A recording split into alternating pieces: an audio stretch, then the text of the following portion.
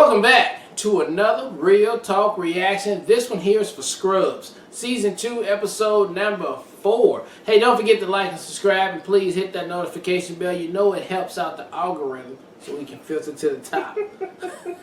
Thank you. The algorithm so we can filter to the top. Sound like a grandpa. Alright, a couple comments from episode 3. Start with Ted Callie, who says, I want to be like you, but a more successful you. I love how excuse me. I love how, like you point out, his former mentor tells him, his ex-wife tells him, Kelso all but taunts him about it, but he doesn't do anything to fix his career by playing the game until JD says something. Says something. It really shows you how much, deep down, he does respect JD as a doctor and a colleague. Yeah. Executive producer Sid says, JD helping Dr. Cox was my highlight of this episode. Also, I'm just wondering, did Carla and Elliot find something in common other than what they think their imperfections are? Or did they just abandon the whole thing? Also, I love Dr. Kelso pretending to be generous once a year. Can't wait for the next one. That is so, aligned with his character. It's just brilliant and genius. Executive producer Faye says, I like seeing the other side of Kelso, especially the way that he entered the hospital with the song that was playing. I really do love Dr. Cox, but I think sometimes you can be too rigid on your morals. I still hate what JD said to him about being his boss. That kind of frustrated me a bit.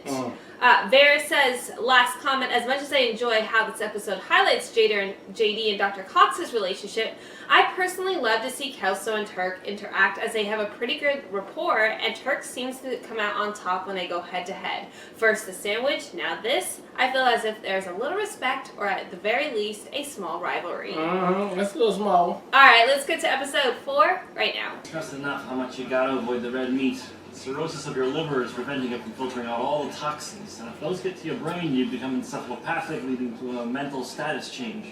So am I gonna start acting all crazy or something? Well, you'll need a tinfoil hat to hold in all your thoughts. But I can still have a tiny little bite of my wife's carne asada, right? Well, the greatest thing about Carla is I always know I can count on her to be the bad cop. What part of no meat don't you understand? I just thought, Carla. So if you don't listen to Dr. Dorian, you're gonna have to answer to me. Okay, it's nay on the eat man. That's right. We're a team. What? Eat me sounds like eat me. Of course, on some teams, there's gonna be friction. Alright, we're down here. Bonnie, you close. Man, come on, goddamn. Don't be mad. Just be the good little biatch you are and wipe The this little bitch you are. Don't say biatch. She can't pull it off. Which is interesting, being that you're the queen mother-in-law. Dr. Wen, my forehead's feeling a little misty. Dr. Turk, are your hands broken? No. Sorry, he's got There it. you go. It's nice. Biatch. Bitch. I And do some feel like you're teams, going well, right. they never really seem to get together. Dr. Cox, I'm so glad I called And there it is again, that ringing in my ears. It's kind of an a bit more piercing. It's more of an Just trying to ask you a question. Now you're more of a low-pitched ooga, ooga, ooga. It's more masculine, which quite frankly is surprising considering the source, but make no mistake, just equally annoying. Luckily though, I know how to make the pain go away. Much better. He just walk away. Every time we even try to talk to me, he starts going off on all these random tangents and all the Oh my god. You know, Clearly, we're on the same page. we're residents now. We should be treated more like colleagues, and I can't even get him to notice me. Oh God! Oh my god, Elliot. Sorry.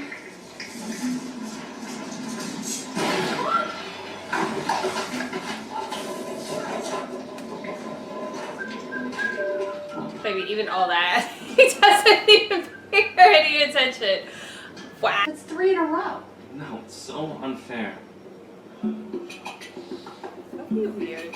I'm mad about it. Bonnie is killing me. I'm telling you, I cannot beat this woman no matter what I try.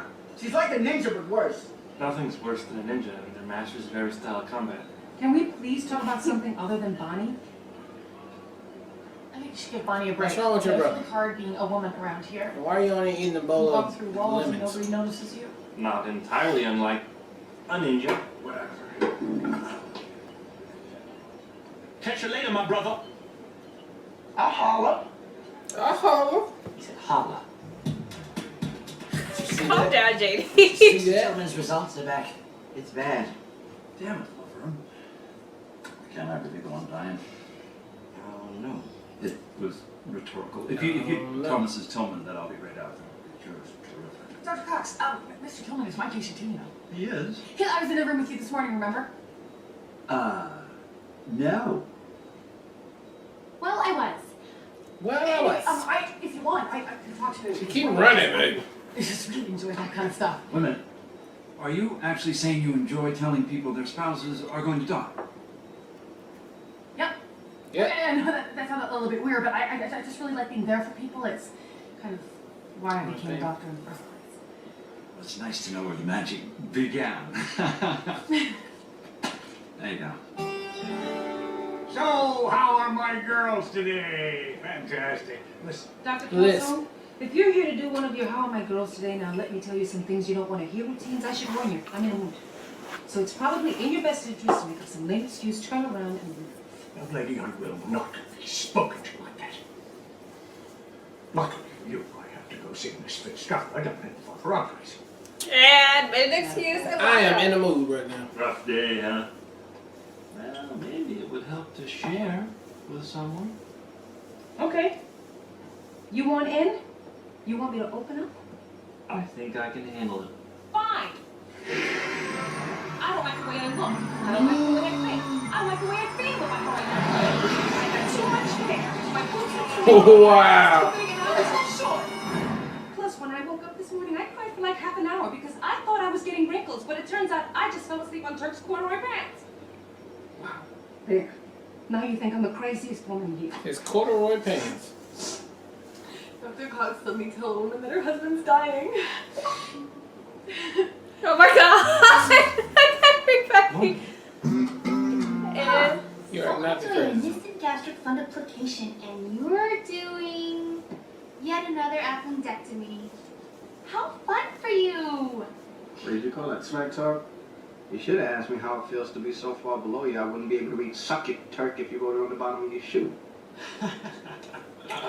Okay, how does that feel? Doctors, something I've taken great pride in over the years is Sacred Heart's involvement in the Esteemed Doctors Without Borders program. Now, every year I single out the most qualified surgical resident to accompany me to Mexico for a weekend. oh my god. Anyway, I've made my decision. Thank you, sir. You haven't lived until you tasted El Todd's guac. Dr. Turk, pack your bag. Dang!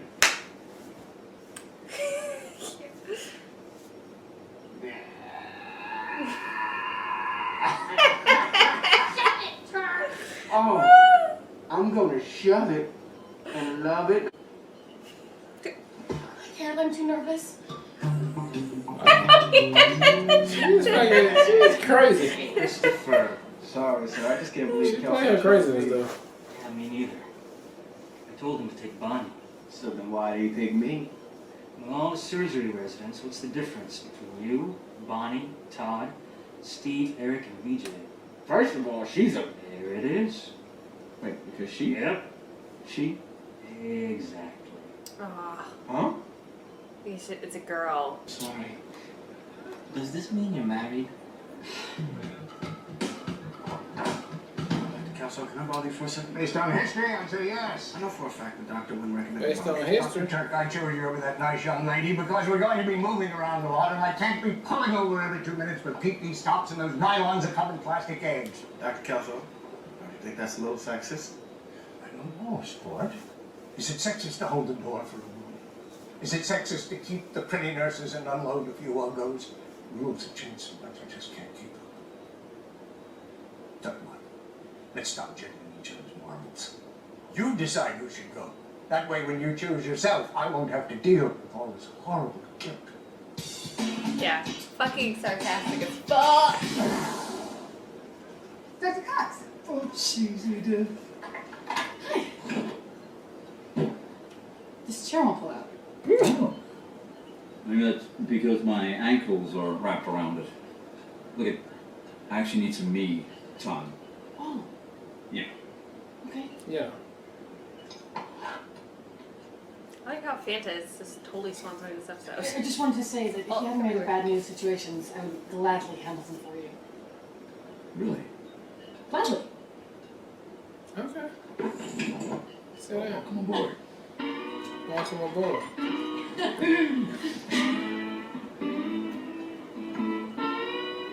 She gonna eat? Is she gonna eat now? Yeah. Why would you get turkey when there's egg salad? Dude, there's no egg salad today. What the fuck is that? Mr. Scott. That's nasty. There's no egg salad today. So we're eating, right? Charity, you go. And every second you're down there, I want you to think about how I kick your ass up and down these halls all day long. Yeah, where was I? Dead. Oh yeah. Sure. Mr. Hogan, what Sure. You're being too extra right Yeah, now. what Have you some got? class, Yeah. okay? Son begged you to have a bite of his I'm dinner. You methodic had with this 2 shit. dozen ribs. I know. Hey, what's the kid eat meat? That's it. I've had enough. This is ridiculous. You lay off Mr. Hogan so he made a mistake, all right? People make mistakes. When they do, it wouldn't hurt you to come Yeah, to multiple once in a while. mistakes. Thanks, man. Quiet. This isn't about you. Don't eat meat. Carl, look, every time you screwed up with me, I totally let you off the hook. When have I ever screwed up with you? Okay, never. But we both know if you ever did, I would give you a break. Now let's see how you like it when I walk away from you. Actually, you need to go this way. I gotta go this side. Right the first time.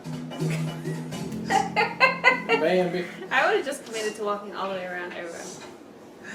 Aww. Awesome. Oh, you're gonna love this one. 25-year-old woman, dancer, actually. Well, not anymore. I'm afraid we have to take both of her legs, bilateral gangrene, and it seems as her husband recently passed away, and her insurance, the dancers union, probably is not going to cover it. You should go ahead and tell her she won't be able to stay here with us for her rehab. What? A room is she in? There is no room. In fact, in the history of medicine, there's never actually been a patient that depressing. I made her up. You keep going down this road, you're going to go up to the roof of this hospital and jump the hell off. Yeah. Mind you, it's only 5 stories high, so that means you'll just wind up back down here where I, of course, will be the one who has to treat you, and then I'll be forced to jump off the roof of this hospital, which, as I was suggesting to you, is only 5 stories high. And are you starting to see... We just all are in this perpetual thing where we... We're supposed to be colleagues. Look, as long as you stay and work at this hospital, I'm always going to be your superior. That's just the way it goes. But don't get me wrong, you can keep trying to connect with me. I mean, hell, you're so damn entertaining, you just might make some headway. But still, you might be better served, and this is a crazy notion, if you could stop worrying so much about who does and doesn't notice. That's the lesson. That'd be good. That's the lesson, man. Good. I think every day is made up of tiny little tests. Some are tests of character. I've never uttered those words in my own brain before, but now I can understand that, yeah, those emotions and things that you go through every day at work or home or wherever you're at doing what you got to do, those are little tests, little life tests right there. Sometimes you pass, sometimes you don't. And that's just a good way to word that thing, Articulate that is, yeah, every day is a little test, so I really like that one on there. I'm liking, I like Dr. Cox gave Elliot the life lesson she needed, because she was being a little bit too extra and just a little bit just like trying to be accepting of Dr. Cox, and that's just, you just broke yourself on that with all the sad things you had to do. So this whole episode was just a whole bunch of life lessons on there for sure, and it outlined it really, really good, and there was some funny moments with the janitor too. So I really like this episode, man, and it had a good story and it had a good meaning to it. So can't wait for the next one. Yeah, I totally agree. I like the way they articulated that you can have several life lessons in a day, and like I like that whole, because I feel like we all experience that day in and day out. Like, I didn't pass that one. Yeah. That one I failed at. But just to speak on my highlights, yeah, I thought the janitor teaming up with the The lunch guy was yeah. super smart, and I honestly felt like it was so well deserved. Maybe exaggerated to a certain extent, but I feel like JD kept trying to address the issue by demeaning another person, and the way that they did that, in which that person would show up, even with Dr. Kelso, was like, you can apologize without making somebody else demean somebody else. You should have just owned what you did in that moment. So I thought that was just really, people do. Most people do try to tell somebody else down. Project it elsewhere. Like, you're not dumb. You're not as dumb as this person, and that's just like, you're doing too much. So I thought that I really liked about this episode, because like that we see that all the time. That's like a natural characteristic that a lot of people have. Instead of just owning their mistake, you try to push it on or whatever. So I just thought that I really, really liked that aspect of the episode. I also liked the 3 individual lessons that we saw this episode beyond that one. I really liked with JD and Carla. I thought that was really well done too. I like that she ultimately like gave him a pass and was like, I'm gonna give you a second chance. It was and she did it so like nonchalant, like we don't even have to have a further conversation. I'm gonna just start talking about my brother. I just thought it was so cute. I just liked it so much.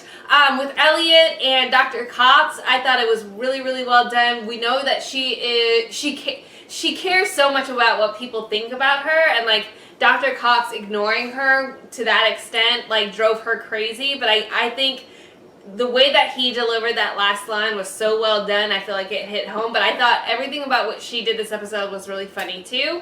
But honestly, my MVP award goes to Turk, not only because he recognized I mean, that was a really tough situation for anyone to be in. To be in a competition with someone who is like so egotistical and like in your face talking shit all the time is a tough situation to be in. And like even Turk recognizing the sexism of Dr. Kelso and like going to tell her, you know, like this is what it is. That was big of him. That was big of him. And then lastly, to be like, he could have still gloated and went to Mexico or whatever, but he recognized how wrong the situation is, so he did the only thing he could do in the moment, because he obviously couldn't get Kelso to agree to a girl to go with him, is set him up with the most douchiest dudes of the surgeries, and I just thought it was so genius and well played, and it gives me like mad respect for Turk, and I think one of you guys commented last episode about the rivalry between Kelso and Turk, and I feel like this definitely exemplifies yet again where Turk got the upper hand. So I'm loving that, and now